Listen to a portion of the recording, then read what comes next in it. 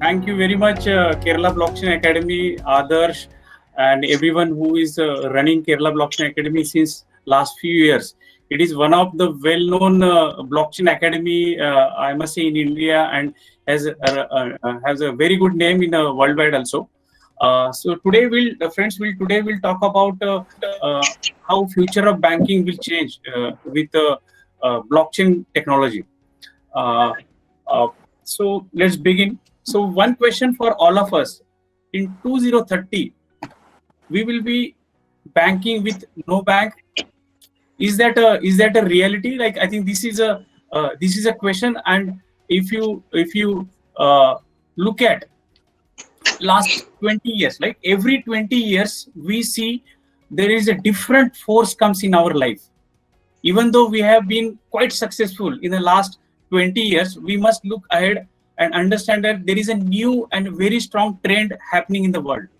Every 20 years, we have seen that trend is coming, and that trend has really changed our life, right? And ultimately, the innovation because of that trend and collaboration with the right partner and technology is becomes very, very important for us.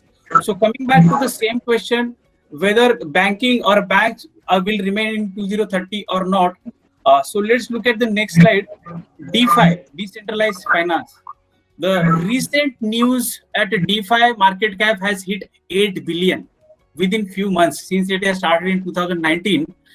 And DeFi has lot of advantages over the banking operations, the way banks operate today, right? The way we bank with the multiple banks, DeFi brings many advantages, right? Say your money which is at your home, say like cash doesn't give any interest if that cash is there in your pocket or in wallet. But DeFi, some of the startups under a DeFi ecosystem, they do provide the interest also. That's the beauty about that, and it has many more other advantages where less of operations, less of this settlement, or less of man in middle. So I think when we say that whether banking will remain, but I'm not sure how we will be banking with the banks. There will be non-banking entities, like DeFi is giving that kind of a idea that these startups or these ecosystem will come and really help us. So that's what I'll say. Banking will be decentralized marketplace. So it's a question mark, but I think DeFi gives that light. DeFi gives that insight and some enthusiasm that we will have a different kind of a banking in the next 10 years. And just look at, and this momentum is a continuous. It's not stopping at all since last December. It is not at all stopping. And the way bank provide various products like insurance or a savings or a lending, all types of product are available in those 200 plus companies are associated with a DeFi ecosystem. So this was just a teaser for starting our presentation, wherein we'll talk about how blockchain will really change our life. Now, coming back, non-banking use case or a government use case, we have seen a story of Estonia. The country had to reboot from zero. In 1991, each citizen in the country was given equivalent of 10 euros and being asked, let's start living in Estonia. That's how is the country. The country has a danger to get wiped out or get washed out from the global map. Since then, now, Estonia is like a template. Estonia is like an example for other countries. It gives such a confidence that if a country like Estonia can really implement more than 290 use cases, wherein every citizen is provided with a digital identity card, mapped with a bank, mapped with a blockchain ecosystem. All the use cases in Estonia are on blockchain. What does it mean? It means that country is happy country, less of corruption, and everything happens seamlessly. Less of operation, less of man in middle.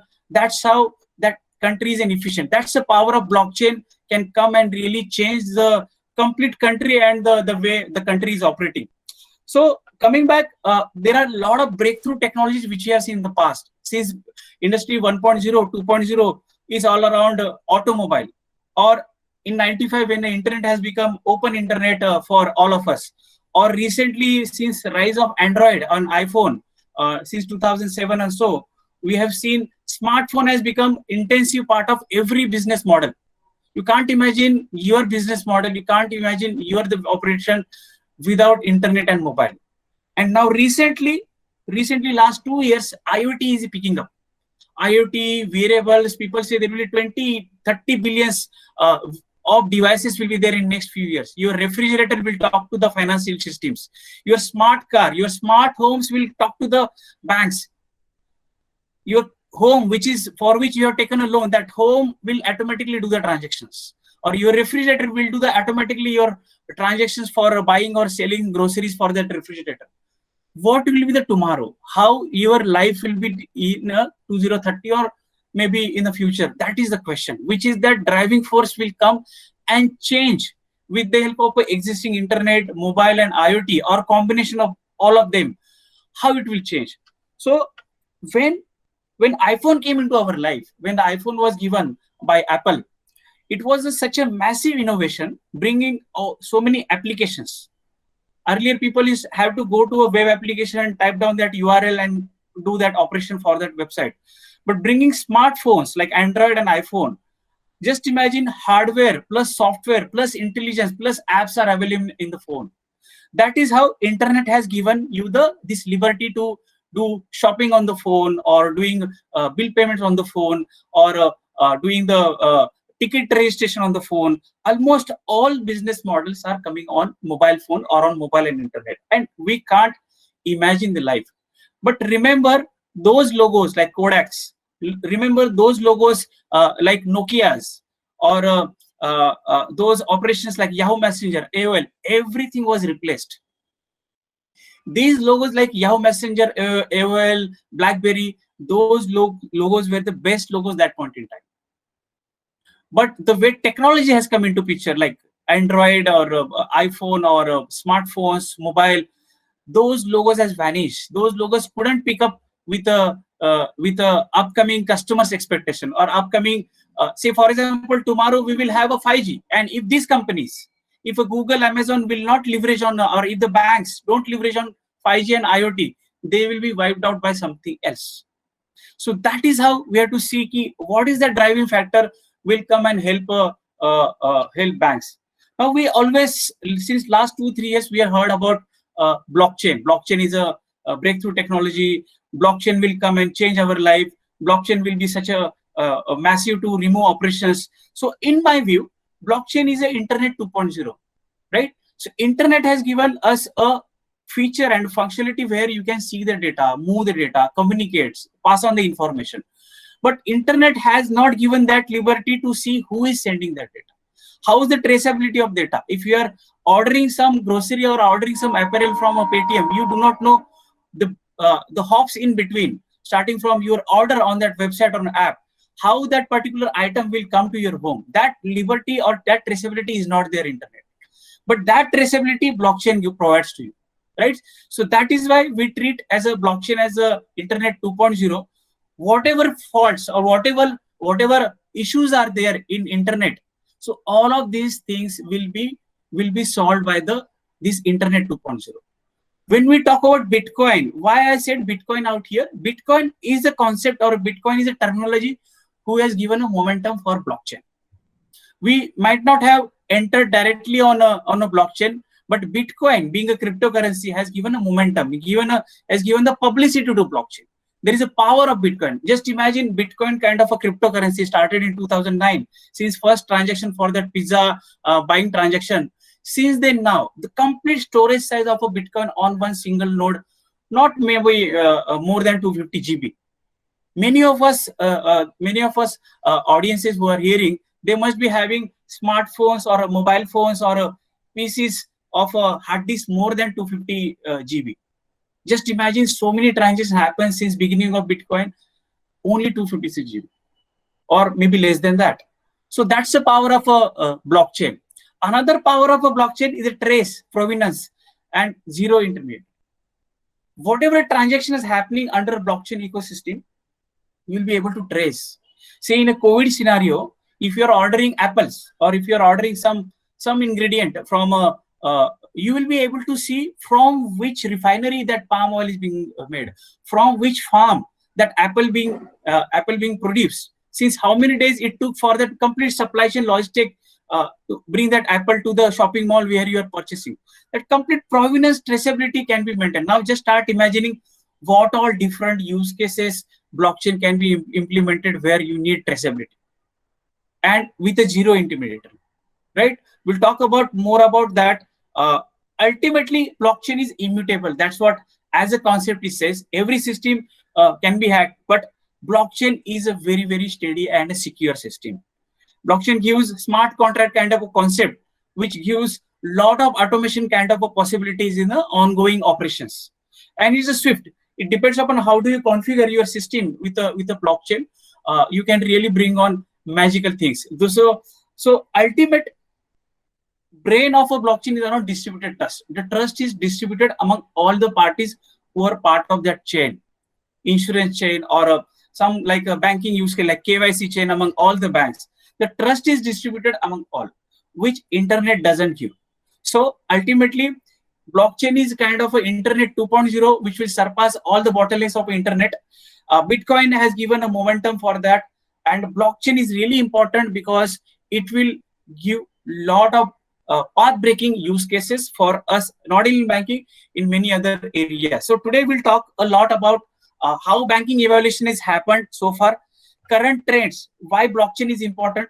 We'll talk about some blockchain functionalities. I'll not get into what is blockchain, fundamentals of blockchain, and so on. I'll get into more how banking is changing and how banks should leverage on this technology to change themselves. So the banking evaluation. So 1967, we have started first ATM. So this is the first ATM which was being, Barclays Bank has enrolled this first ATM in 1967. So today in 2020, are you depend upon ATM machine? Full. So answer could be mixed answer. Like at times we need cash, at times we don't need cash. But the cashless guys, they hardly depend upon ATM. So that's a journey we have seen. That's a evolution of a banking we have seen. How many of you have visited branches, or how many of you visit branches regularly?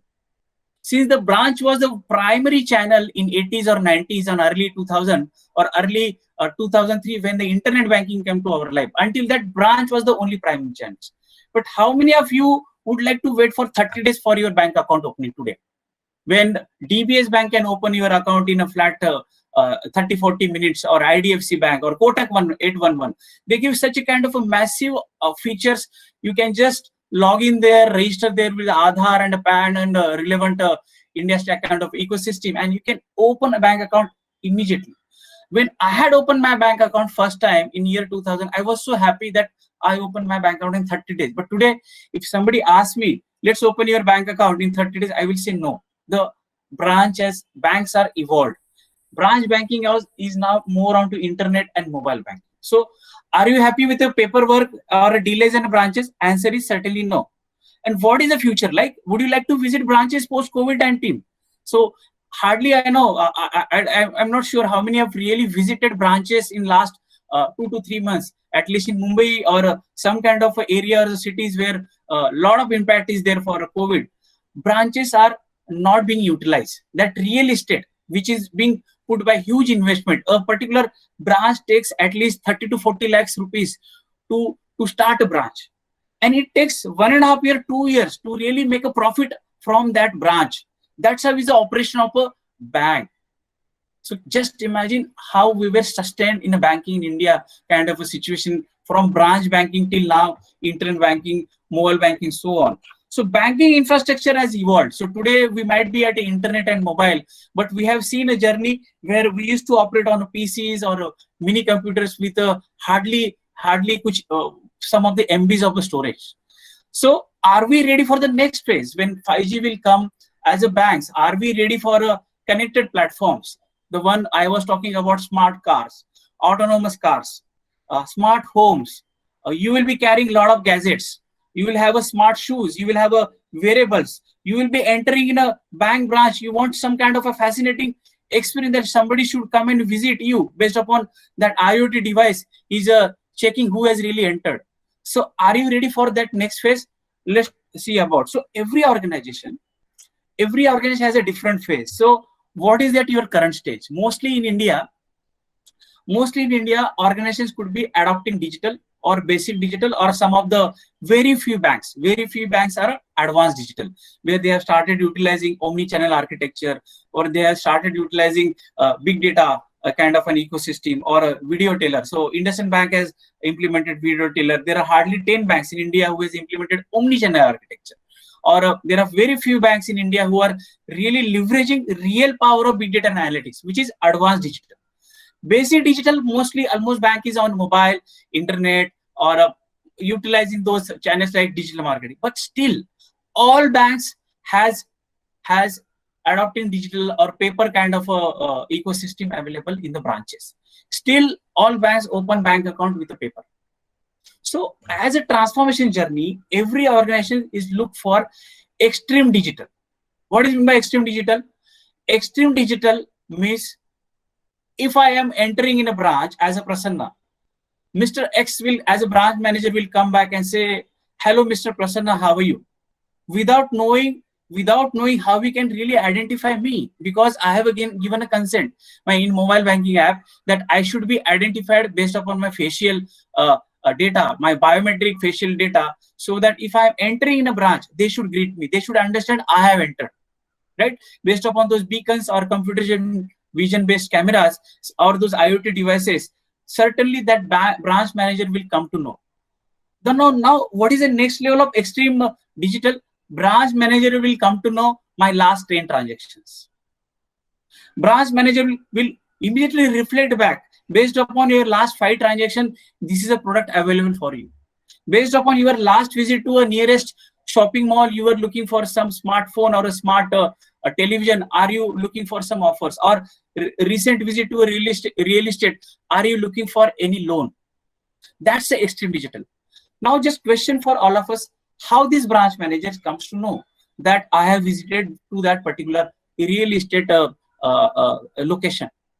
Because all of these are on same network, right? That real estate, bank, and all these networks are same network. I am entering in a shopping mall, doing all the shopping of catching up all those ingredients, and I'm coming out of the shopping mall. My transaction happens seamlessly based upon my facial and based upon my consent. That is extreme digital. Now start imagining how we can sustain without paper, how we will bring on our operations with the zero paper, how it should happen automatically. Because see, if you will not do it, somebody else will do it. If your bank will not do it, there will be another bank will do it, and your customer will go there. Because customer is so smart these days. Customer will be more smart after COVID. Customer will look for more and more digital services and digital platforms post COVID. So today we might be at basic digital and advanced digital. Certainly we will look at as a extreme digital how we can achieve that banking. Another prime factor, another radical prime factor which plays major roles in innovation. Any innovation, you talk about any innovation which has happened in the last 30 years. Important, how do we communicate with the channel? How do we communicate with the website? How do we communicate with the mobile? How do you communicate to the bank? Earlier, we used to communicate with a click and type on your laptop or a PC-based keyboard. Later on, we invented touch and a swipe on your phone. Recently, your millennial customers, upcoming generation, they don't type or they don't click. They are more on voice. They are just on texting messages. Study says that millennials text a lot compared to talk a lot, right? So your voice and your text is gonna become more important for banks. So bank has to adapt that journey also. Now this is journey until 2020. What is there in future? How my future banking will be there, right? So suppose there are some audiences sitting in this webinar. Tomorrow I can just look at some of them and say what they are thinking. How is their mood? If somebody is entering my branch, I should be able to understand how is the expression of a Prasanna being he's a customer, whether he is happy, whether he is unhappy based upon his mood. There are technologies, Facebook, Googles are experimenting around brain-to-brain interface, right? So we have to always see how this communication journey is happening in future. Otherwise, you will become tomorrow's AOL. You will become tomorrow's BlackBerry, or you will become tomorrow's Yahoo Messenger. You will be wiped out. If you will not take care of AR, VR, if you will not take care of those immersive interfaces with augmented reality and virtual reality, your innovations will be wiped out. You have to really see how customer is moving ahead, how customer is taking his journey next step. Now, if you have seen Apple Glass or Google Glass, or recently Jio has also launched a glass. Now that commodity will become cheaper in few years. The way we have seen in 2000, mobile phone came. Now mobile phone is just like anybody can buy a mobile phone. So tomorrow these glasses will become another mode of communication. Through these glasses, you will be able to do your financial transactions. But is that background architecture of having a very good internet or some kind of a intelligence or automated intelligence, is it available, not available? That is a question. I think blockchain kind of a technology comes there and resolve that issue also. So say example, how banking is moving now. Earlier, until rise of Google or until 2014, almost all banking was happening with only banks. Or after post demonetization, we have seen rise of various wallet companies like Paytm's. Now has become a Paytm's Payments Bank, right? There are other Freecharge which is being acquired by Axis Bank. Now just imagine these logos: Google, Apple, Facebook, Amazon, Microsoft. There are other logos like Baidu, Alibaba, and Tencent. Right? These are the top tech-fin companies. And if you really count, almost 48% of world is utilizing these customers, these companies. Half of the population of the world is on internet, and everybody uses either Facebook, Amazon, Google, Apple, some of the Microsoft services, or Baidu, Tencent, or Alibaba. Now just imagine these 8 players becomes tomorrow's bank. What will happen, right? What will happen?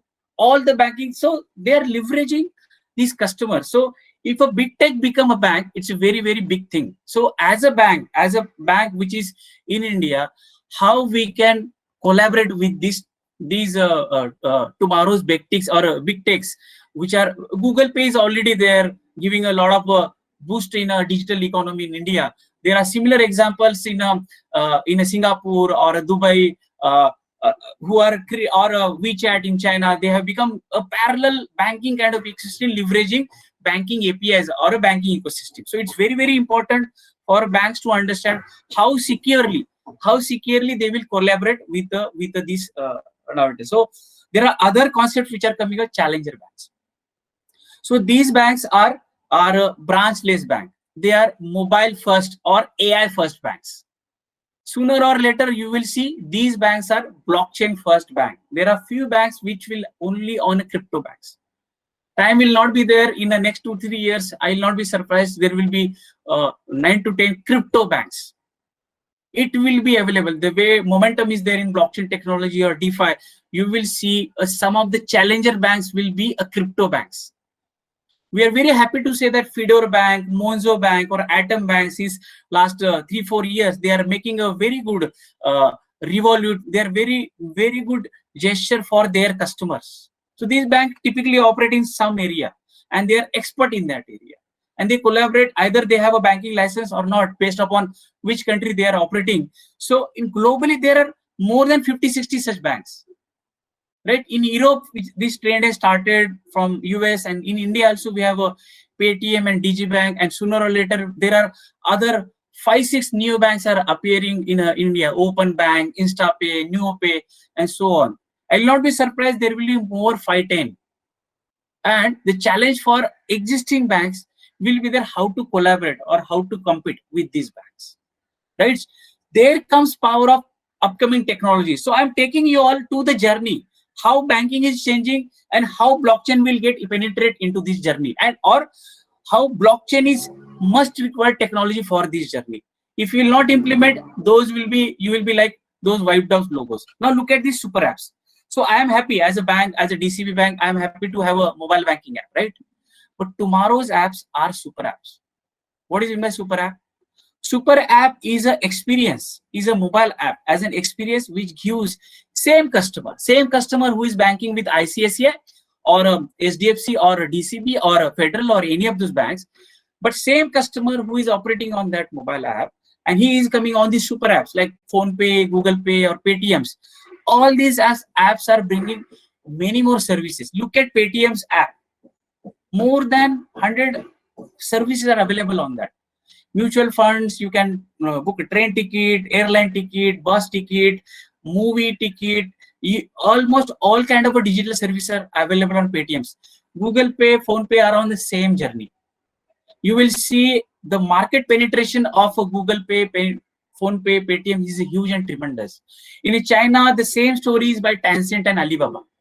So in today's scenario, we might be saying that today's scenario is a mobile banking as a trend. But look at where your consumer is moving. Where your consumer is moving. Consumer is moving towards super apps, where he can do dining, where he can do gaming, he can do online shopping, he can do transportation booking, he can do buy medical services, he can have a different financial services. Moreover, he can do payment transaction also. Apart from banking, he can do non-banking also. Now the super apps, while they are operating, they do not operate as a single app, right? They don't operate on them. They need to contribute. They need to contributed by other partners. They need to collaborated with some partners. Say example here, this super app has to be collaborated by the dining hotels or restaurants or gaming companies or online shopping companies, or it has to be collaborated with the multiple stakeholders. Now there will be a lot of questions when super apps will be implemented everywhere. How can I trust all these stakeholders? How can I bring all these stakeholders under same trusted mechanism? Internet has given me facility to come together and get onto this ecosystem. But what is that technology will bring everybody on same network? So that ultimately, when consumer is going for a dining or a consumer is ordering some online, they should know which is that company which is collaborated with this super app and how the complete logistic is going to happen. There comes again blockchain, right? So we'll dig out that more. Another trend is around companies don't have their own entities or logistics or their own inventory, but they are still acting as a front face for that customer. Facebook, most popular media provider that creates no content. All content is created by users, customers, but still they are there. Similar examples, Uber or Airbnb, the largest accommodation provider that does not own a single inventory. We have OYO in India, right? That's a different model has come together. Aggregated model, sharing economy. So today we might be having sharing economy kind of a model on a taxis or on a rented house or your co-working spaces. Study says there will be more than 400 entities will come on share economy. What does it mean? It means that I will not buy a house tomorrow. It means that I will just rent out my shirt. I will just rent out my car. I will not have my offices. I don't have to build out offices. I will just rent out. It will be a sharing economy. Post-COVID, most of the companies may work from home, right? So what will happen to the existing real estate? That's one of the entity in share economy. You can talk about, and when things will come on share economy, again question comes of a trust. How can I trust entities who are part of the share economy? Again, blockchain is the answer for that. Now, most of the banks, so we were talking about branch as one of the channel or a mobile and internet. So these were traditional channels. For me, mobile banking is also traditional channel. Now, tomorrow, while look at this website of Wells Fargo, wherein all these logos, lending companies, mutual fund companies, colleges, right, remittance companies, all these logos are collaborating with the Wells Fargo with some kind of API. What is API? API is a application programmable interface, one kind of a business rule which we have implemented in the internet banking or mobile banking. Same service we are taking out as one web service or a service technically, and we are giving it to our partner. So just imagine a partner. See, if I am partnering with a Google, all the Google customers are coming to me for that payment experience. All the customers of PhonePe are coming to me for that buying insurance or a mutual fund. That's the trend, open banking. Banks who are not on the journey of open banking, they will be wiped out. They will become yesterday's AOL, Yahoo Messenger, and so on. Now, when I'm collaborating with one of the startups and fintechs, there will be a lot of challenges around security. What is that value being sent by startup and fintech to my ecosystem through the API? How can I really trust? Although we have a various security mechanisms, how do I really trust the data is utilized, not utilized by that startup or fintech company when I'm opening up my APIs? That's the power of blockchain. When both the entities, fintech and the bank, will come together, I'll be able to understand what is that exact data available at that fintech also. So I think in India, we are going to come up with the account aggregation kind of ecosystem in September, October will be launched. Since then, you will see today there are 8-9 banks on the account aggregator. Almost all banks, the way almost all banks has a mobile banking or internet banking, all bank has to be part of that open banking. And when we say that in open banking we will share so much of data, I need some driving factor who will take care of my data. I will need some driving factor, some technology who will say that your data is secure as a customer. There comes blockchain as a implementation. So I think it's a good advice for account aggregator, Rebit, or they should start experimenting blockchain as a backend technology for this open banking. So what, friends, we've spoken about how banking has happened, how banks are evolved, and what all different challenges or types of banks are coming up, right? And we are slowly going towards how blockchain will come into the picture. So every organization, right? Say talk about banks. There are cooperative banks. There are some small finance banks. There are PSU bank like a larger bank, State Bank of India or PNB Bank, or there are IDFC, SDFC, or ICA kind of tech-savvy private sector bank, heavy private. There are DCB Bank, Federal, IndusInd, like Challenger Bank. Every organization has its own orbit. Paytm is in that orbit. They don't have to take care of a legacy of architecture, legacy of people. They are really started recently. They are there as a open banking first, or API first, or AI first kind of organization. But a bank like DCB or SBI, sitting on huge legacy of people, legacy of process, legacy of technology, how they can really transform within a few months or years, right? That's very important. So it's very important for every organization to understand their orbit, in which orbit they are. And based upon their aspiration to get into the next orbit, they need to really see how their people, their processes, and their technologies will come into picture. Which are those important technologies will come into picture. So as a bank, I want to go away from, or apart from having a travel-based bank branches, I need to get into digital banking, right? So that's a trend. That's an opportunity today. So when I was talking about traditional banking has now recently become digital banking. So for me, digital banking also almost like a traditional banking now, because everybody who is banking, they know mobile banking, online banking, branch banking, contact center, open API, so on. I am worried about what is going to come tomorrow. I am worried about which are those suppliers, non-banking companies I need to collaborate with. Until now, I was the only entity as a banking service provider. But now we have many other partners in the same journey. And you never know, banks will remain as a core banking only. They will have to leverage their APIs to the partners, and banking will be there. Now, while doing this journey, I'm still worried about my existing banking operations, existing banking. To open a bank account, there are very good infrastructures available, but in a backend also there is operation. We might be very happy that bank account is opened with the Aadhaar and a PAN, but there are AML. There are various other checks in the backend, right? Post transaction, there is a cycle of settlement and reconciliation, which is another time-consuming exercise. So even if as a digital bank, I become tomorrow's AI-enabled bank, or a blockchain plus AI-enabled bank, wherein I am giving services to the customer based upon your transaction, still I have a room to change, still I have a room to optimize my banking, right?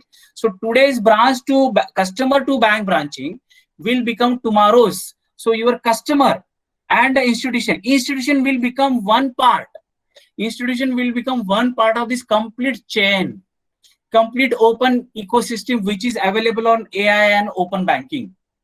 You need to really be secure while you're giving these services to the customer, either for utility bills or some of your IoT devices or some of your payment service providers, some of that Netflix or some kind of Amazon Prime or a kind of a service to your same customer.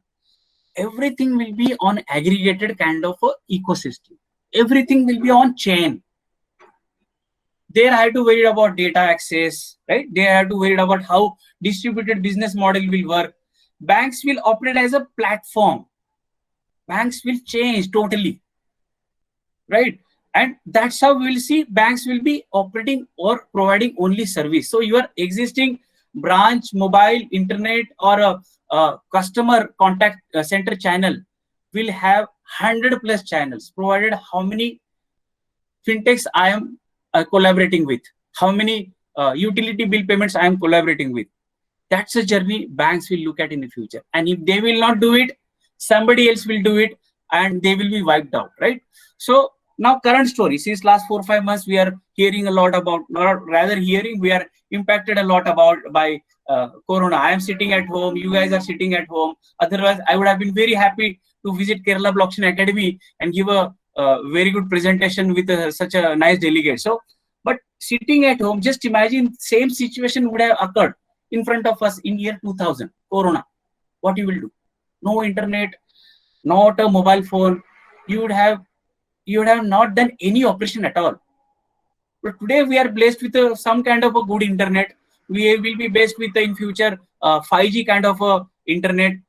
But the challenges today, as per UN, there are 17 Sustainable Development Guidelines. So these guidelines are like, these are aspirations for every country. These are aspirations for every country, like zero poverty, zero hunger. Every country should have no poor. Everybody should get food, clean water and good sanitation. One of the important aspects here is financial inclusion. How as a country you are providing your banking. How as a country, every citizen, every countryman, every man who is living on the earth get a banking services by 2030. By 2030, that's the aspiration of UN, that 140 countries who are partner with are part of our this association. They need to come together and do this kind of innovation, right? UN says, World Economic Forum says, some of these guidelines, some of these need of human being, like clean water or financial inclusion or some kind of sustainable cities and communities, smart cities. These can be implemented very well by blockchain. That is why blockchain is very important. Financial inclusion for banks, it's very, very important to adopt blockchain now. If they are hearing blockchain somewhere from outside, it is a time now to they start learning blockchain.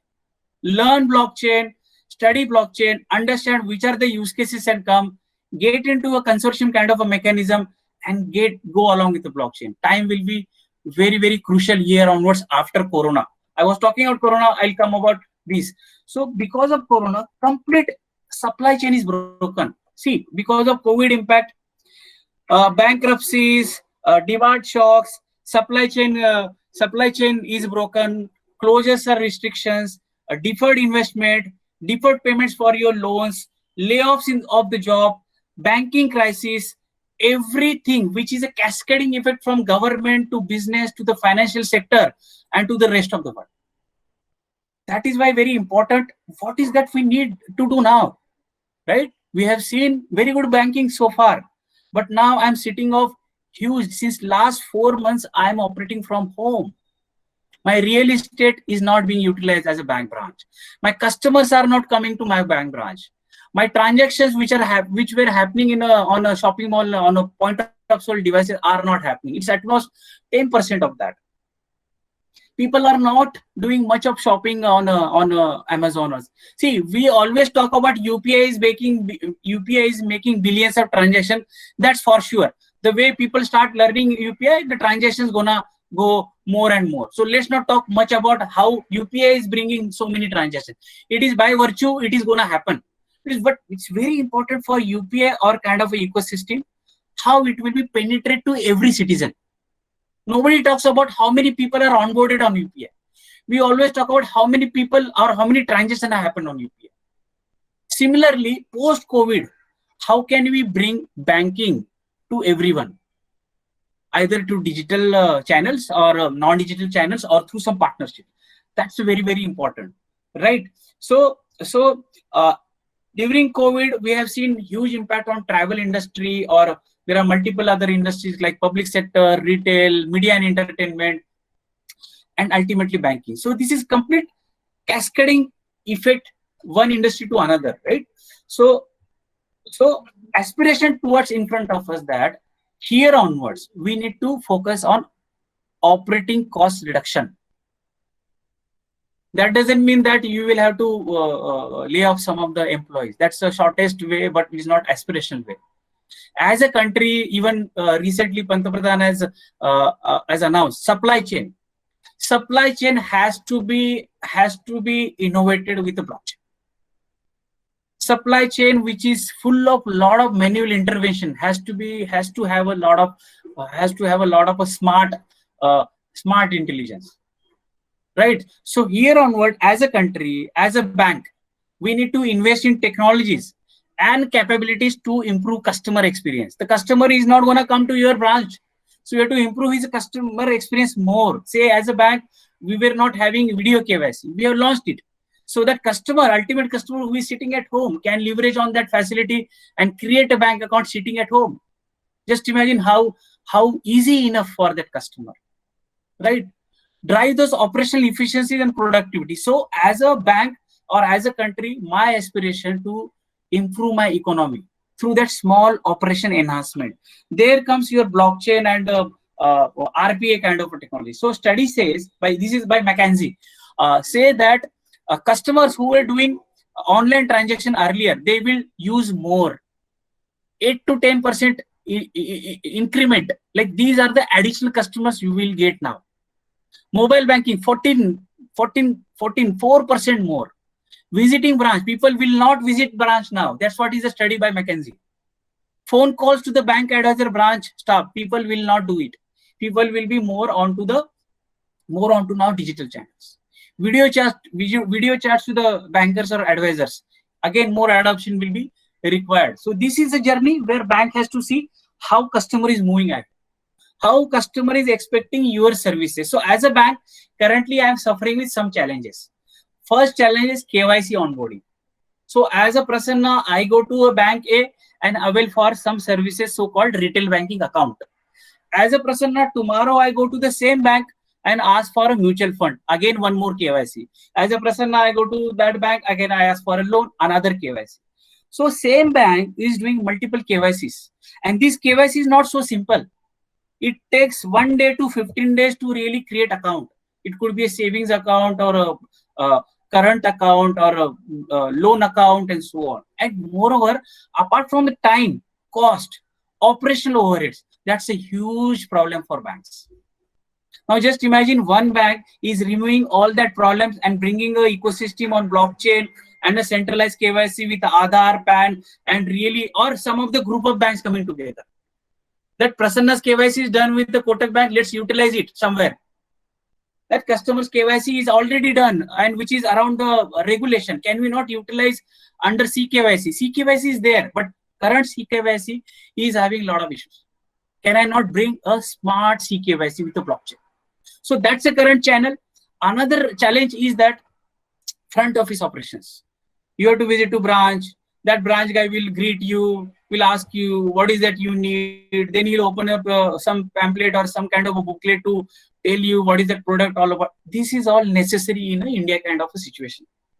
Talking to the contact center, have a human touch, it's all necessary. But the front office operations is huge. Paper-based forms for a checkbook, paper-based form to take out the statement. Although it is available on internet, mobile, we have to remove these front office operations completely. That's a challenge for all the banks. How adoption we can do? How adoption we can do to the all the banks? Back office operations. You can't imagine you have some number of people in the front office in branches as a branch staff. You have a similar numbers in the back offices. For what purpose? Settlement, reconciliation. You have a people there for handling those papers, doing maker checker of that data entry done by the customer, that form, and then ultimately open a bank account. Back office operation. And just imagine, because of COVID, your people are not visiting to the banks or offices. What will happen to that payment to the merchant? Right? Today, payment of a e-commerce merchant happens T+1. What is meant T+1? Next day or next to next day. What will happen if you are? So that is why we need some kind of intelligence, some kind of a smart work. I know transaction is being done on a website. Now that transaction has to reach to the bank. Now I have to give back that payment to the merchant there and there itself. So, but the way I have created a banking ecosystem, there has to be have a hops. That is a current challenge for banks. And now this challenge will be huge after COVID. Continuous innovation is a challenge. Rather than challenge, it's an opportunity for banks. For a customer who has Google Pay, Phone Pay, I inquired, whenever I visit branches, I inquire, which is that app you use for transactions. I get 20 to 30% of answers my app, but rest of the people are comfortable with the Google Pay, Paytms. And most of the transaction, when people are doing non-banking transactions, buying, selling on a shopping mall or OLX or even on Flipkart, people mostly use Google Pays or e-commerce kind of work. So another thing, security and compliance. While I have opening many more channels through open banking, while I have many more opportunities to collaborate with the ecosystems, ultimately security and compliance is very, very important. I need to understand if I'm opening my APIs, is it really secure? Is it really utilized properly? Whether my Aadhaar data, which is I'm utilizing for that PAN API or Aadhaar API through my fintech, is that compromised or not compromised? That is why these are 5 major challenges for banks. In ultimately, while onboarding customer, after onboarding, I need to understand, is it my customer, servicing that customer and engaging that customer with proper security and proper compliance. I need to really take care of these challenges post-COVID. So what is that opportunity? Blockchain brings. Blockchain brings that opportunity that I will solve sustainable development goals. We spoke about some time back. Blockchain brings an opportunity that there are more than 1 billion people don't have a bank account, or there are more than 3.4 billion people don't have an ID for a digital trades. Blockchain brings that opportunity to bring all those people under that financial inclusion. Blockchain brings an opportunity to digitize your identity. Your identity today is stored in Aadhaar. Your ID number is stored in Aadhaar. Your identity is not with you. So tomorrow's identity with the blockchain will be with you.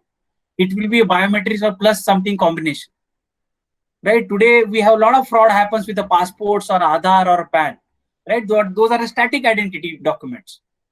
Blockchain comes and removes these kind of frauds. Your identity tomorrow will become dynamic, digital identity. It will be available only with you. It will be stored with you. It will be with you.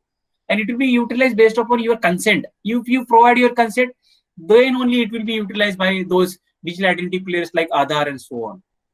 You don't have to really put those private property kind of boards, because through proper financial transactions on a blockchain, I know that this land or this mortgage belongs to whom. Moreover, I know traceability. This was belong to whom earlier. So that's the opportunity blockchain brings for a banking and a financial transactions, real estate transactions, so on.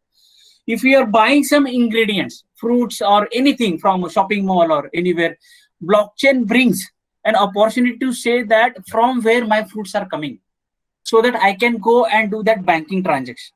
Today, that facility is not available anywhere. It's into pilot stage and this stage. Some kind of accident happened with you, right? And you will waste or invest 7 to 15 days, maybe more than that, for insurance claim. You will have to call people, you will have to insurance surveyor will come, will take the photographs, will upload the photographs, validate the photographs, will ask you question and answer. Then it will be uploaded from one system to another, will come back, and then will ask for your bank account, and finally someday your claims will be processed. Health insurance, I think there is a lot innovations are happening now, but generically it takes some time. But blockchain based kind of a ecosystem I'll talk about will resolve that problems, right? You will get your claims immediately. I was talking about several sharing entities. 450 plus entities will come, and where when we are using these sharing entities, when you are ordering food, you should know where is your food, whether that tiffin is opened or not opened. That tiffin could be an IoT device, right? While it coming from the nearest hotel to your home, how long it took, where it is exactly. Today Google Maps shows the location through internet, but actual traceability, your blockchain can answer. Your workspaces, your automobile, digital media. Digital media is huge use case for a blockchain. Today, you, as a content service, content provider, you provide your content, songs or your videos to the YouTube or somebody. You never know how many bots are really accessing it, or how many other actual royalty. If you have to really bring back, you need to implement blockchain there to really bring on traceability of utilization of your content. So that's another use case. So ultimately, are we safe? We are not safe. Am I being tracked? 100% you are being tracked. Do they see your profile activity on your Facebook, Google? Yes. Is this safe? No. So I think there are a lot of questions in current banking, right, which has to be solved. There are, in COVID, number of frauds has increased tremendously, right? Number of frauds in UPI, we talk about UPI, number of frauds in UPI are huge. SIM cloning, card cloning, right? Lot of these are internet-based systems, right? And still there are a lot of frauds happen. But if you bring blockchain, I think that can be reduced. It will bring an additional layer of security. So far we have seen opportunity, challenges, and as an organization, if I want to go to the next step, I need to do some kind of innovation. What is innovation? Innovation is doing same thing differently, utilizing same umbrella for different purpose. Connecting dots is an innovation. Connecting same umbrella for utilizing water of somebody else autonomously. That's the innovation somebody has to do. So as an organization, as a country, I'll take some few slides to explain how innovation happens and why we are moving towards blockchain. Design thinking is a terminology which is given by one of the company in Germany to the world, and it's very, very important to understand how transformation happens. Transformation happened for this hard disk to this pen drive, right? This pen drive might be more hard disk space, or this transformation for this Apollo to space shuttle to space dragon. It took year, but it's all because of how we think. How are the current generations available, right? How current communication is available. Current communication, inland letter, postal letter, or WhatsApp, or something else, right? We don't use money orders to send money now, right? During that era, we could have done different kind of innovation. But today we have communication, we have smartphones, today we have a better connectivity. Our innovations will be different. Our internet, in April 2020, half of the world population on internet. So I'll bring more on internet, more on smartphones, and more on autonomous future. I will take care of which are my customers. Are those millennials or Gen X, or every customer is important. But as a service provider, as a bank, I need to take care of every customer. Accordingly, I'll bring on my innovations. My learning curve has increased now. Earlier, people used to learn, get a job, do the job and pension and retire. Right? This is my fourth job in last 18-20 years. My dad worked only one job. Next generation is a different. They will not be bothered about job. Their engagement is huge. Their span to any of the things to see is very short. They want instantaneously, automatically, and immediately. They can't wait for those 15-20 days for that account opening. They can't wait for claim processing in a 7 days or 8 days. They want a system, they want a startup, they want an ecosystem, they want blockchain, they want a smart contract so that it happens immediately.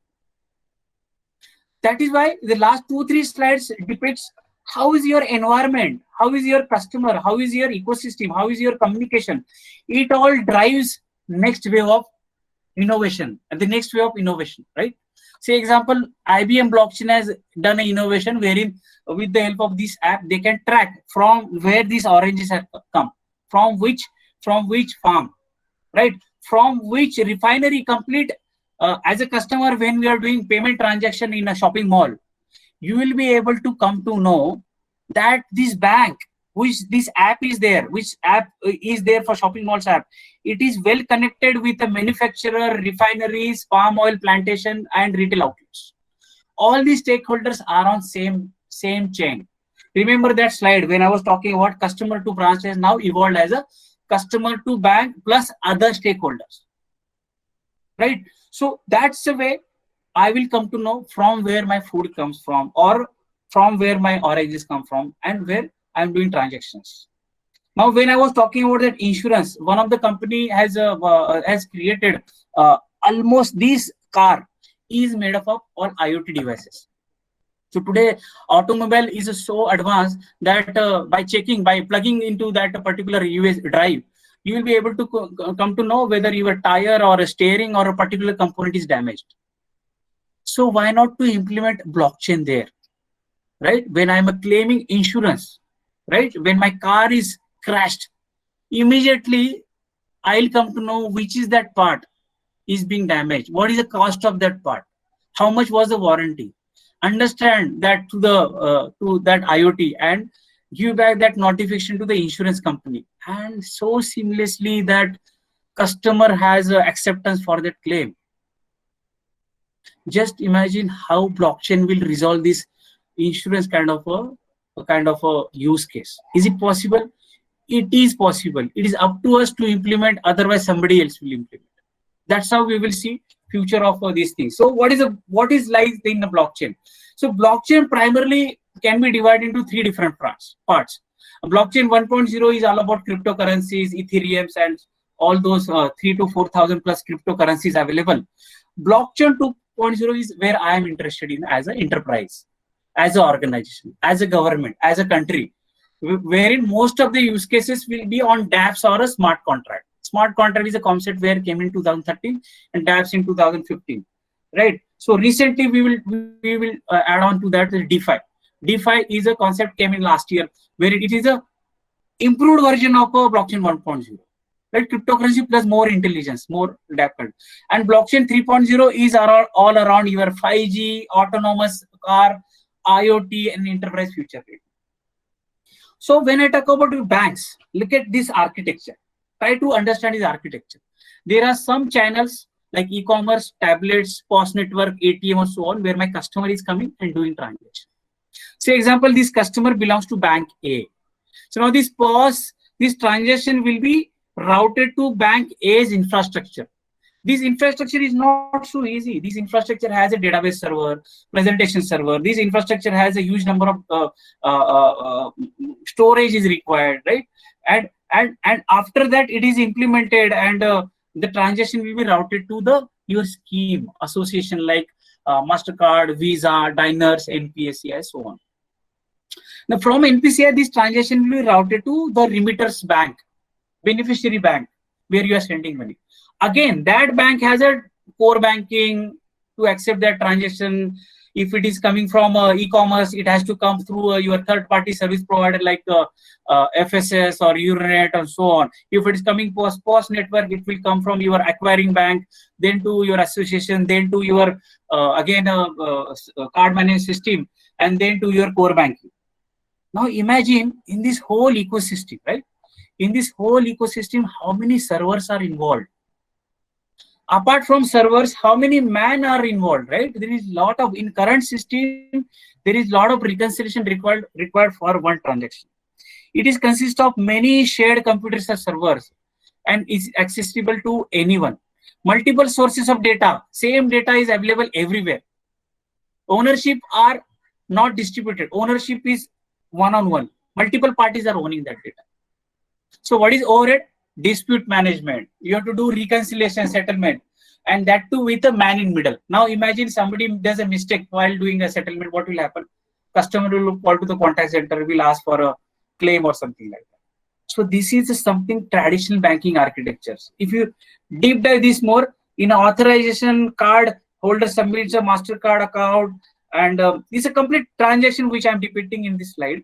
Or at a clearing and settlement, how man in middle come into picture to get those files from schemes from Visa or Master. One file comes from core banking, one file will come from your service provider, and then this man will upload those files and will run some utility in the reconciliation module, take out those reports, submit those reports to the respective banks, and the respective bank will give the payout to the merchant.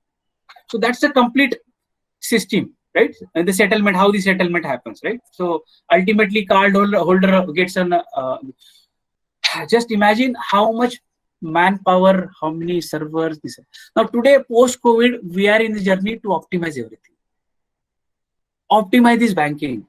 It's not overnight we're gonna optimize, but we have to start somewhere. We have to identify those auxiliary satellite use cases where I can do some kind of a blockchain implementation. Now this architecture, when the one which I was talking about, the traditional bank, I can convert seamlessly this as a crypto bank. What does it mean? It means this is a HDFC Bank, this is RBI, this is NPCI, this is Visa. These are all different nodes belong to everybody. And complete banking is written a single code in a smart contract. Code is available in all the nodes. Data provenance of that particular transaction coming from e-com to a particular node, the way it is being programmed, it is available. Merchant gets payments immediately. Do we need to do settlement? Yes, because RBI says, regulation says. Tomorrow regulation says no, it will be an auto settlement. It will be an auto reconciliation. There are some experiments at NPCI through Vajra, they are doing it. It's really good to see how organization like NPCI is really doing this massive use case. But as a country, how can we really survive for such a traditional banking for a longer period, right? We need to start some kind of ecosystem where in this ecosystem, without reconciliation, no settlement required. Consists a single shared computer for that organization. I don't have to have a database server, app server. See, certainly I understand performance in aspect. We will really build that kind of intelligence and so on. But in this ecosystem, no dispute management, no reconciliation, real-time settlement, and happiness. Look at those countries like Estonia. Look at those crypto banks who are operating in Switzerland. No operations, right? And certainly, this is how blockchain can be defined for banking. A shared single computer, accessible, permissible to be anyone, the way we program. Stores, events, ownership, activities, execute a smart contract flow, how money has to be provided to the multiple parties. There are some startups I know in India, like Origraph, very good startup. They are working on settlement, reconciliation kind of use cases for banks. There are startups like Sofocal. I can name many startups. Infosys have done kind of ecosystem for one small use case with the ICICI Bank in Latin for cross-border. There are multiple banks are doing proof of concept pilots, right, on a blockchain kind of things. Through blockchain, no regulation, instant settlement, no branches are required, digital, completely digital, low cost fees. In a nutshell, this is a summary of this slide. Cost will be reduced. Your transactions will be smart. It will eliminate error handling, and your transaction will be secure. So why not to go for blockchain? If you will not do it, somebody else will do it. That's how these are again benefits for a crypto bank. So I will talk about a bit about blockchain topology. It could be a private or public. Public means blockchain 1.0. All those cryptocurrencies are public. Private means something on a blockchain 2.0 where the access is provided to the understood or agreed stakeholder, like some banks coming together, or banks or telecom coming together, or bank and insurance company together, and that can be arranged as a permissionless or permission kind of rules. So current ecosystem can be transformed as this public kind of ecosystem where the cryptocurrency operate. It is available to anybody. You also can download a node of a Bitcoin and start utilizing it. But in a private kind of a blockchain, it will be available only to those entities who has come together as a consortium, as a stakeholders on that chain, like insurance company, bank, car manufacturer, all of them coming together. Or in a lending or a syndicated lending kind of a use case, some of the banks are coming together. Or a digital KYC kind of a use cases, 5-6 banks coming together are forming this chain, right? Where less of operations, less of errors will happen. So this kind of a blockchain topology we'll see. So your centralized payment system can be with the blockchain, can have this kind of architecture, which is one we see. These are again advantages of a blockchain.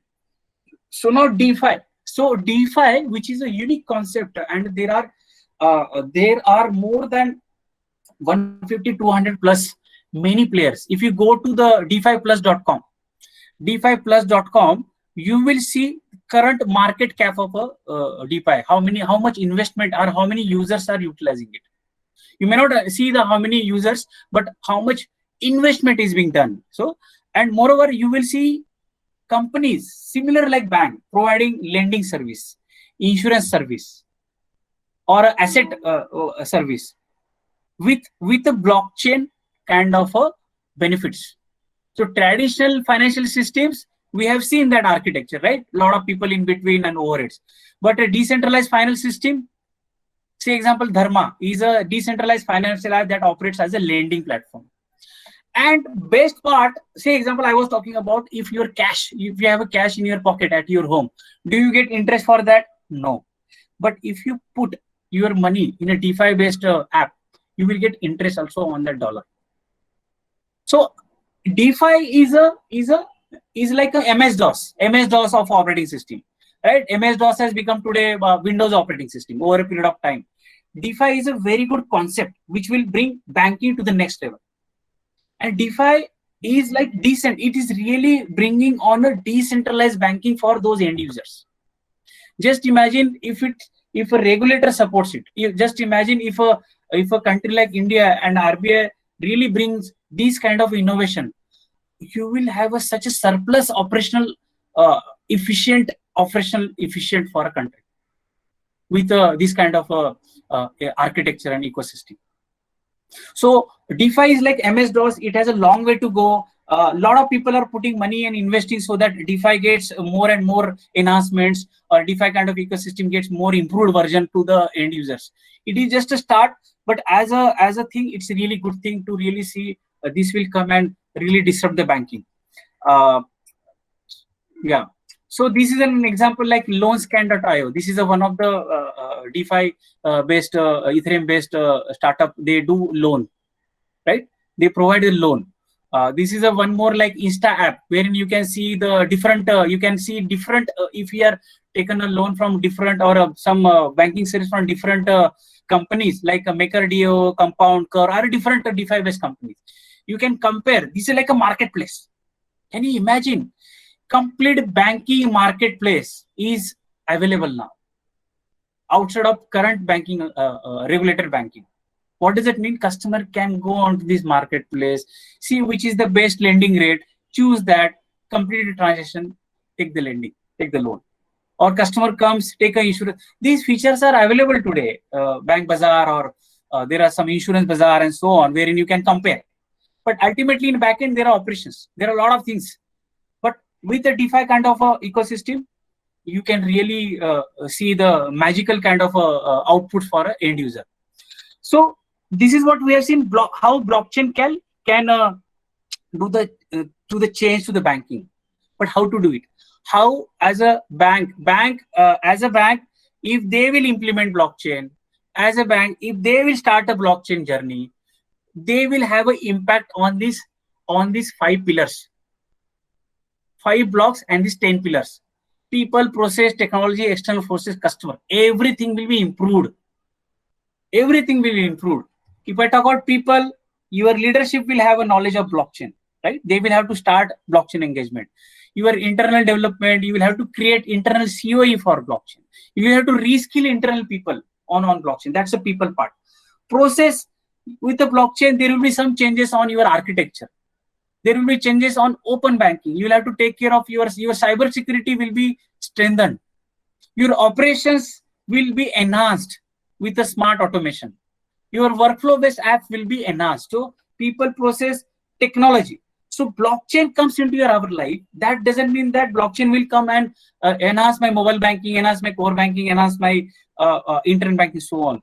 Blockchain has a place somewhere. Blockchain has a place in back office. Say example, in a front office you have mobility like applications or chatbots or Internet of Thing based wearables or your refrigerator or smart cars or some kind of a platforms or kind of a social media. So that is a front office. Now this front office always talks to the back office through mid office. So this mid office could be RPA or your API banking or your digital security. So tomorrow this mid office will have additional parameter called smart contracts. So your front office, your mobile app, your chatbot or your IoT will talk to blockchain in the backend through APIs and smart contracts. So that's the overall architecture, right? So at the infra readiness, when you want to implement blockchain, when I was talking about you will have to have other things also, IoT or AI or ESB, so that you will have a better transformation journey. Fourth important block is that your governance will improve. Your regulation, you will have an enhanced regulation compliance for your regulator. Regulator will understand, yes, this transaction is done in a. So we are doing one very good innovation, tracking of ATM opening. Who is opening ATM? And who is supported by that? There is a concept like subordinate and supervisor has to open an ATM together. We are tracking it under blockchain just to avoid frauds. We know what time ATM was being opened, who has opened. Combination with IoT device on camera. There is one more use case wherein you will say data collection on the field during lending or during a personal discussion kind of a phase in a lending. You will have to go, you will have to see the mortgage, you will have to see the actual documents. There is a lot of fraud happens during that phase. Blockchain can be implemented there. That's how it helps better compliance. Blockchain certainly, when as a bank you will start your journey, impact will be on you. You can have a small use cases within a bank, with the one which I was talking about. But if you have to bring on a power to the country, power to the payments, power to the KYC, you have to collaborate with the other entities, banks, other banks, telecoms, regulator, and then only you will have a more. So ultimately, it's all about customer. You can have skilled people, you can have a better processes, you can have a blockchain, or you can have AI as a technology, or you can have a better regulator. If your customer is not happy, if your customer is not getting trust or trusted engagement, he will not be with you, right? So that's about your customer. That's a fifth pillar or fifth block, which is very, very important. Bring blockchain, bring trusted engagement, bring a lot of collaboration with the startups. We run a program called Innovation Carnival for bringing more and more use cases on blockchain as a bank, right? And introduce more customer-centric business model here onwards. That is how your bank will get to the next orbit. You might be at orbit 2. If you have to get to the next orbit, you will have to take care of all these blocks. If you want to take your bank's orbit to the next, people, process, technology, external process, and customer satisfaction, you have to take it to the next block. It is not only blockchain will take care, but ultimate all other parameters. So some of the use cases I'll talk about. So as an industry adoption, blockchain inherently, you will see like a database being implemented now everywhere. Blockchain will be implemented over a period of year. Blockchain will become normal technology in 5 years. We'll talk about use cases on top of blockchain. So there are multiple use cases like banking, insurance, communication, government, tokenization, pharma, where a lot of work is happening. On a banking side is a huge investment. Most of the 42% of blockchain use cases in banking, and then come ICT, and then the rest of the world. Typical use cases in blockchain are KYC, AML. Your all banks use cases will be around only this slide. If I talk for this slide for 1 hour, That's more than enough. So KYC AML, how I am onboarding customer, how I am doing AML check for the customer, I can bring it on blockchain. Zero operations, no operation, no back office, no mid office, completely automated. Just like Atom Bank or a Monzo Bank operates mobile first. Complete dynamic digital identity. Your identity is only with the customer. Your record keeping things are on blockchain. Peer-to-peer payment, immediate payment with no or with auto settlement, with auto payment to the merchant. Security and fraud monitoring. Just imagine every transaction coming near firewall get authenticated by the blockchain layer. You will reduce all those ransomwares. Block Armor kind of a company is experimenting that. Cross-border payment, Ripple, Stellar. There are many use cases who are around cross-border. Many banks in India also implemented cross-border thing. Federal Bank or cross-border one payment experiment was being done by ICICI Bank with Emirates. But outside of India, there are many consortiums happening in a cross-border payment. This is very important. Trust for open banking. Nobody has implemented these use cases in blockchain so far. Open banking, how API is being captured or consumed by those startup fintechs. You have to bring one more security layer. You might have implemented tokenization, fine, but you have to bring that partner under your blockchain network. Then only you can say your customer is safe, your customer's data is safe. That's a futuristic use case, and I always I will look forward to see how open banking come under blockchain. Syndicated loan, where multiple banks giving a loan to single party. Very good use case. There are multiple use cases bank has to do as a consortium use case with a multiple banking or non-banking, telecom, insurance company, so on. Trade finance. Trade finance is a huge opportunity. But what is happening in a trade finance use cases these days? It's a very complex use case to implement. Either it has to be driven by government or a regulator. From tomorrow, let's implement trade finance on blockchain. Rest of the use cases, bank can really start as a small use case, or 2-3 banks coming together can go for these use cases. So we spoke about this KYC use case where customer approaches a bank queries for a shared KYC platform, validate trusted source, update a shared KYC platform, complete the KYC process seamlessly. You don't have to do providing those documents, right? So one of the consortium in Japan, they have done this use case, right? This is some architecture which is relevant to some of the banks has done a KYC use case under. I will recommend anything. Some work NSE is also doing or practicing for a CKYC, how they can really build on blockchain. This is one use case where in an income tax department, I am closely involved along with Infosys and other banking partners, wherein your form 26AS or a form 15GH, wherein you have to file this data, give to the branch, then branch has to give that data to the back office, then back office will give this data to the income tax, then they will reconcile. Everything will happen seamlessly. If once the pilot is completed, we are looking at how income tax, looking at how all of these GST, RBI, CB, everybody should come onto the same network. Vajra use case by NPCI, very fascinating, very good use case. We know that we cannot change complete banking architecture. So much of investment we have done so far, right? But at least we can take out those satellite use case. Can we improve that settlement? So they have started this very good use case with some of the banks, right? Starting with IMPS, followed by UPI. Once we'll get a more success, we will see really good light on this use case. I was talking about this cross-border payment. Payment happens immediately, seamlessly. Happens with Ripple, and there are many more. I think Swift is also practicing some of the pilots with a Hyperledger or R3 per se for bringing those blockchain kind of implementation. Your trade finance, look at how many carriers, how many man in middle, inspector, buyers, sellers, issuance bank, there is an advising bank, there is one more bank in between. So all these actors come onto the same ledger. Your operations becomes easy, and you save a lot of operational costs and so on. So that's something. So there are more than 7.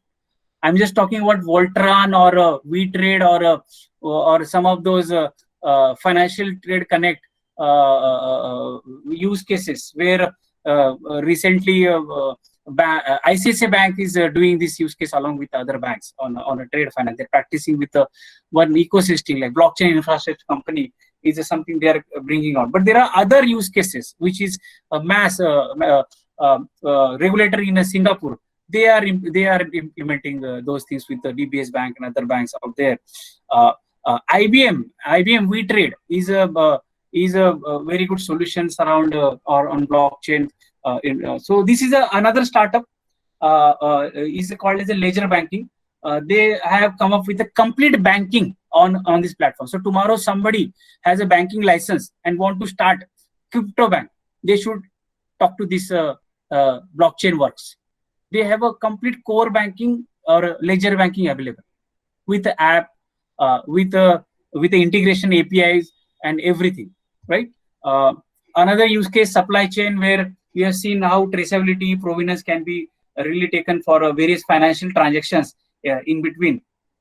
The agriculture, very good use case in a blockchain. So today I'll talk about one use case in RuPay has come to our life in 2013-14, where the life has become easy for farmers to get money. But still, again, it's a banking ecosystem with the overheads like a settlement or operations. Can we not bring a wheat coin, right? In Punjab, where farms are producing this wheat, so they will get actual rate with less of corruption. Milk coin in a Amul kind of ecosystem in Gujarat, or a rice coin in somewhere in Kerala, or so these kind of marketplaces wherein actual rates will be provided to the farmers, and even farmers will come to know what is happening, where is my grains, how it is being sold or not. One of the use case startup called Whirl. Whirl is implementing innovation around warehouse financing. What does it mean? A farmer, he puts his money, he puts his grains or ingredient he has produced from the farms in a warehouse, and he gets a receipt against that warehouse. He can utilize this receipt as a instrument to get money from the bank, and as authorized banks, so he can go to the bank and give this warehouse receipt and take money. And whenever the grains are being sold, based upon the proportion, based upon the rules are being defined in a smart contract, automatic deduction of those EMIs will be done. So that's a very good use case. Whirl is doing that experiments with the Telangana government or Maharashtra government also. So we look at the payments on media and entertainment, right? How that financial transaction for a writer, publisher will happen today. There is a lot of corruption today. Might be, yeah. So if he's creating a content, he may not know how many listeners has seen it. The listeners could be number in 1 lakh, but he is getting paid for only 25,000. Listeners could be number of for his song maybe 10,000, but he's getting paid for 100. That complete chain, content provider can register himself, give a content, listeners are listening, and this blockchain-based platform will give out actual royalty, actual payouts to the end writer or content creator. There are 4 or 5 startups in India who are working on it. So some of the startups in the FICCI forum, they are launched last year some platforms onto this blockchain based, and Netflix, Spotify, they have also started implementing these kind of ecosystem or experiments into the media and entertainment. IoT, when I was talking about your mobile or internet, mobile, IoT, what next? IoT will be there, but current IoT has a lot of overheads, lot of security challenges, right? That's what I say. Blockchain plus IoT is a combination. Remember that slide: front office, mid office, back office. Front is your IoT connected to your back office blockchain with the smart contract API, and that's how we can protect IoT. Before opening a car door, IoT, there will be a consensus with the blockchain, right? Before ordering or before refrigerator orders, there will be a consensus. Otherwise, a refrigerator will keep on ordering, right? So those kind of hacking can be stopped with additional that private blockchain network coming into IoT networks and so on. One more use case like energy meters. How energy meters can be paid off right? Say for example, in Uttar Pradesh government, they had invited some papers and identified some players to implement energy meters or a solar kind of ecosystem. Every home can have their own solar panel, and extra energy which they can give it back to the centralized microgrid, can be utilized by the other houses, and they can trade these things with a solar coin. uh, Complete smart city can come under blockchain. I'll give an example. Example is a blockchain city or a blockchain district. Telangana government is coming up with various use cases under a blockchain district. Complete smart city can come under blockchain. Say example of Estonia, Dubai. They are now practicing this kind of ecosystem. So start imagining the power of blockchain and how financial transactions will get benefited out of this. That is why when as a bank we are opening a use case for a payment API or anything for your electricity bill, for a smart grid, for a something like parking at a smart city, it has to be protected with a blockchain, and it has to be instantaneous with those like somebody in a smart city. I'm doing a transaction of charging my car at a EV center, right? Once I immediately got automatically payout should happen from my account based upon how my car is being configured to that my UPI ID or some my bank account. So immediately payment has to happen, provided as a customer I have given a consent on my mobile phone. So this completely can be implemented on a blockchain. So another use case, the one I was talking about, open banking. Yeah, you can keep on sharing your APIs as a bank, but please bring on blockchain use case in here. As a bank, you can start a journey, but start with a small use case. Start with the use case where your stakeholders within a bank will understand blockchain. Your developer, your tester, your QA, your IT security. There are multiple stakeholders in a SDLC. They should understand. They can understand with a bigger use case also, but you can start with some small POC or use case, implement it within a 1-2 months, and so that for a larger use case, your team is ready. Don't jump up upon a larger use case and where you have to do a lot of reverse. Some of the use case where funding, your startup funding from investors can be done automatically. This financial transaction automatically can be done to the startups on blockchain platform. Moreover, every investor will come to know how his funding being utilized. If he has given a 1 million of funding, how the funding is being utilized by the startup A, that every investor will come to know under that platform. So there is a platform in a Pune-based company like Grex. They have implemented this on a Hyperledger kind of ecosystem. Security, I was talking about, no denial of services with the blockchain. Your endpoint security will be restored. Data protection, your record keeping. Blockchain brings larger benefit for security, right? I am not saying blockchain is a foolproof and it cannot be hacked, but it brings one more additional layer. It gives a more challenge to that hacker by bringing this layer. So coming back, we have seen those past logos, right? Kodaks, AOLs, Nokia's, BlackBerry, Yahoo. We have seen that journey of STD, ISD, PCO booth, or those long queues in front of theaters, or a long crowded the share markets, or paper-based communications. So these companies never understood what is it coming in future. Is it mobile or internet, or is it a smartphone? But these logos really did understood. Like GAFA, which I was talking about, Netflix, Ola. Now these logos, WhatsApp or a Jio, now these logos have to understand power of blockchain, power of AI, power of IoT, power of 5G. 5G has been launched in some of the countries, has launched for 5G. If these logos will understand, they will become tomorrow's futuristic logos.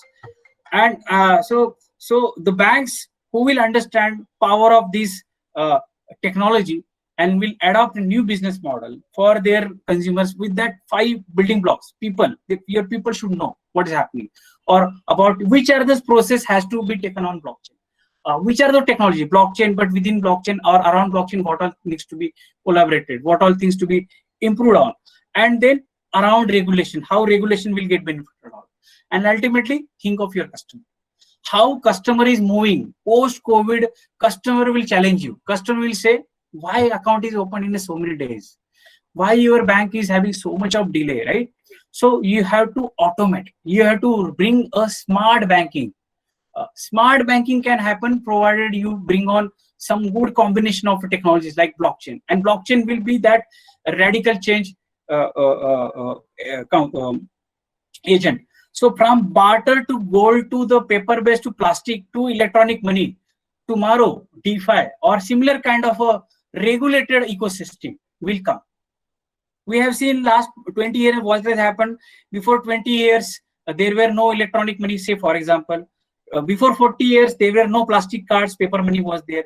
Before, like, that's how this journey. What is there coming for humanity, for humankind tomorrow? So it is all possible once we understand how the trend is moving, which is that helping technology is coming up. Past in 20 years, we have seen internet had come to our rescue, mobile had come to our rescue, or a smartphone has to come our help. Now here onwards, it is AI, it is blockchain, it is IoT, it is AR, VR. So that you will bring some kind of a very good business model and bring on a efficient ecosystem for your consumers. So that is all about from me. So thank you so much once again, delegates and Kerala Blockchain Academy for inviting me to talk about blockchain and how certainly current banking will be changed by blockchain. Thank you so much, Prasanna, for this wonderful session. I think this was really informative regarding so much of experience in the banking sector and how blockchain can actually disrupt not just banking, that beyond that AI, IoT, and all those kind of stuff. Yeah. So it was really interesting stuff. Thank you so much, Prasanna, from the entire KBA team. So Prasanna, I think we have the first question from Saurabh. Sir, you started by giving example of Estonia. If you are able to compare adoption of rate of a blockchain comparison Estonia with India justified. Okay, so see, I am not justifying Estonia is the best. I am just giving an example. I am giving an example. Estonia, like a country or a country who is really going to vanish, they have implemented and they are there. In India, we have a very good journey of blockchain. Very good journey. I can name 10 states who are practicing blockchain. Maharashtra government, Telangana government, AP government has done something, Kerala government, Assam government, Goa government. So this is happening. So, look at internet. Internet came into 95. I have seen a smartphone in my life after 10 years. Here, blockchain pace is quite huge. So through Niti Aayog or through, there are other entities who are really practicing blockchain very heavily, right? So there is one of my mentors, Srinivas, is really doing a lot of use cases on a digital identity with the passport and this kind of ecosystem. So the answer to this question, we are not behind. We are there and will be those top countries in blockchain also. Another question, M. Chandrasekhar, private banks are adopting blockchain. What about public sector banks? Do you think they adopt it? Yes, SBI has done one transaction on a blockchain. That's what they say, or between Nepal and for some payment gateway. And Bank of Baroda. So I think there was one consortium bank chain where we had a Bank of India, Bank of Baroda, and Punjab National Bank, SBI. Although that particular chain was started by SBI. So say any technology is not an overnight game that they will bring on some kind of use cases. There has to be some start. So that start had done by some PSU bank. That was a good. There are other banks like ICICI, Yes Bank, or DCB Bank or Federal has surpassed that expectation in implementing blockchain. But I think they are also there and they will also be part of these innovations. So the next question, I think it's more generic. Apart from blockchain, what are the other emerging technologies one should focus on, like IoT or AI? There is a absolutely. They has to have a bring on. There is one more question: is a blockchain platform interoperability possible to the stakeholder? As we have many, yeah, I think that was a challenge earlier. But now, see, that's what I say. Blockchain is a nascent technology. When I started writing my first blog way back in 2016, there were hardly few platforms available. Today, this is an opportunity for you and me coming together, write our own interoperable platform, interoperable connectors on a Quorum or Coda. Microsoft has and tomorrow's systems will be multi-party system, right? So as a bank, I might be there on Amazon's one of platform, and my peer bank could be on another Google's cloud, some other platform. But as a application, as a chain, we will really bring on that interoperability aspect also there. Challenge was there, and we'll keep on improvising on this. I think there are a lot of questions. Let me see. What are the career opportunities for management students? So in a blockchain, there are different roles. You could be a coder, you could be an analyst, you could be an architect, you could be an auditor, or you could be a blockchain designer. The way any system designer, blockchain, just like a website developer, designer, similarly, blockchain gives you different careers in front of you. For an MBA student, they should get into understanding concepts, how it can be designed. For any organization, as how they can identify use cases. You can have n number of use cases in a bank, but which are the top 5 or top 3 use cases for that organization? That kind of a understanding MBA guys can look for, instead of getting into coding and understanding that protocol and how to improvise on that protocol.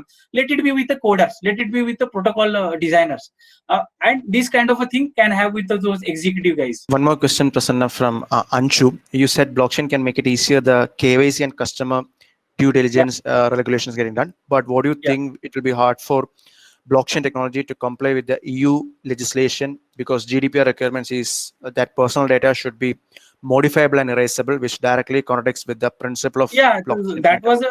I think that was a debatable question some time back, but there are some solutions around that, right? How can we this is how are we designing your how are you designing your blockchain? It's all depend upon how are you once we understand GDPR is there, or there will be some data protection act in India also. So based upon that, we will design our architecture. There will be some kind of a thing wherein we can take out if a consent is given, we can to wipe it out. We can wipe it out. So that's say example, today's Facebook, Amazon, or any of those social media, there is no button to wipe out my social identity. That's a challenge, and that's the solution will be provided by blockchain tomorrow. It all depends upon how are we configuring it. I think let me read out career opportunities, and there was a question like a technical background to be how can a person with no technical background to be part of a blockchain ecosystem? So we have to understand some concept, not being technical backgrounds, but I think it's logical to understand some concept like cryptography. You need to understand network. You need to understand how transaction works from peer to peer. I think these some kind of a fundamental is required to understand blockchain. Krishna. Use of blockchain especially for mitigation of DDoS attacks. Yes, absolutely. Darshi is a very good use case. As a software engineer, do you need to learn Ethereum or Hyperledger for banking? As a software engineer, it all depends upon which is that use case, right? If that use case is on R3, you have to learn R3. If that use case on Ethereum, you have to learn Ethereum.